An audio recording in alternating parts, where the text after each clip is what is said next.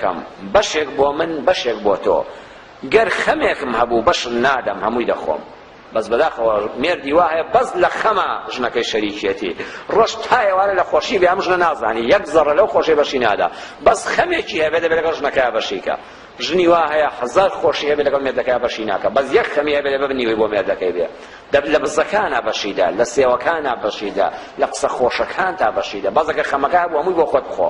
بەشی هاوسەری ژیانت مەدە ئەو شعری عەڵڵا فەشێ و حەقوایە هەموومان لەبەرمان بێ چارەسەر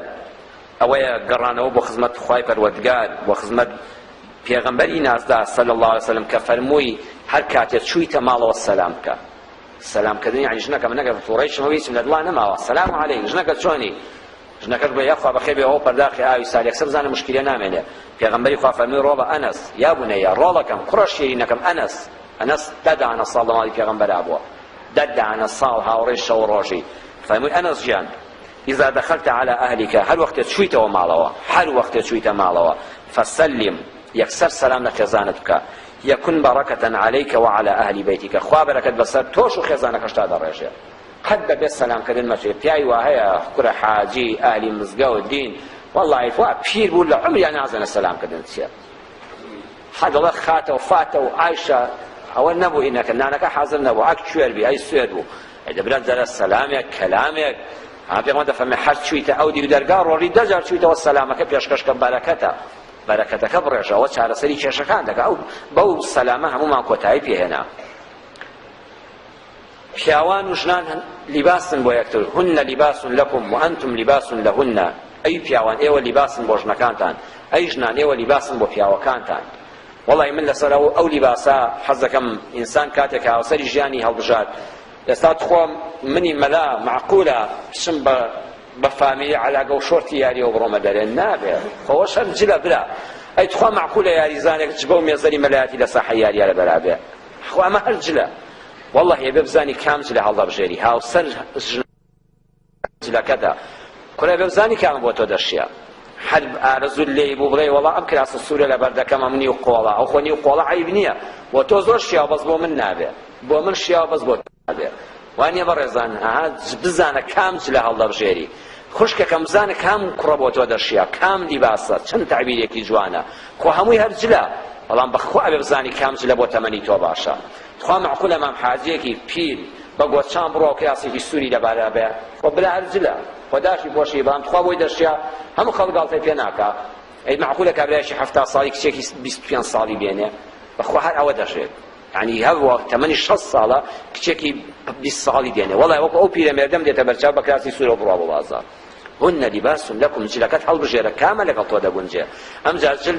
تخوا معقولەکەت سووتێنی بەدەستی خۆت داخی کەی بیدڕێنی هەر کەسێک جلەکە لەبەر خۆیان دادڕێ ئەڵێن شێتە شێت وانە ئێستا هەر یەکێ لێمە پەنا بەخوا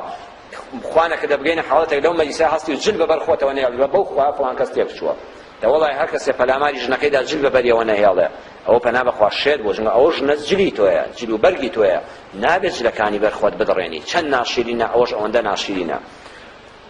جل پیس دەبێ بەڵام فڕێ نادرێ ئەرێ معقولە ئەم جلە لەبەر منایە یەک پەڵەی پێوە بڵێم یەکسەر فڕێی دەدەم نابرا پەلاماری دەبی شۆرە بە یەک پەڵەی بە تۆزێ شتن پا دەبێتەوە ژیانی ژن و مێردەش پەڵەی لێ دەبێ بەڵام فڕێ مەدە تەلاقی مەدە هەوڵ بدە بیشۆ بە یەک دەشتن یەکسەر بۆ خۆی خاوێن دەبێتەوە ئایا کێ هەیە جلەکانی چڵکن نەبوو بێ لە ژیانە خوا دەفەرمێ ژن و مێرد جل و بەرگ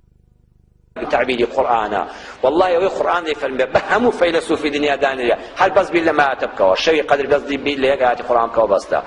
جلەکەت کە پەڵەیەکی لێ پەیدا بوو یەکسەر تەلاقی مەدە فڕێی مەدە خۆت ڕوود مەکەوە قەیچەکە دەچم دەیشۆم لە شوێنەکە دانیشم یەک تۆستایت و ئاو و سابوون یەکسەر بۆ خۆی پەڵەکە لێبۆتەوە پێشەوە دیار نییە هەڵەکە داپۆشە جلوبەرێک دەتپارێزێ لە سەرما لە گەرما لە عەیب و عاد والله ژێنی ژن و مێردایەتیش ئاوا دەتپارێزێ لە عەیب و عاد ئێستا گەنجی وا هەیە دڵی فریشتەیە فریشتە بەخوا گەنجی یوسف ئاسامان هەیە بیخە ناو 100 ئافرەتەوە لێی ئەمین بە ئەو گەنجە حەد دڵی یوسفە دڵی یوسف پێغەمبەرە کەچی ئەو گەنجە بێتە دراوسێکەی منەوە گوردێ مامۆستا خانووی کرێکەمی بدەمێ بە مەڵای حەزم پێی نییە چونکە مادام بەتەنهایە کەچی کابرا جای وا سەرسەرێ دوو لە ڕوتان وەڵی عەرەخۆرە قومارچیە کەچی وە ژن و منداڵی هەیە قەیچەکە کاکە خانووی بدەیە خۆ ژن و منداڵی هەیە ئەها چۆن داپۆشرا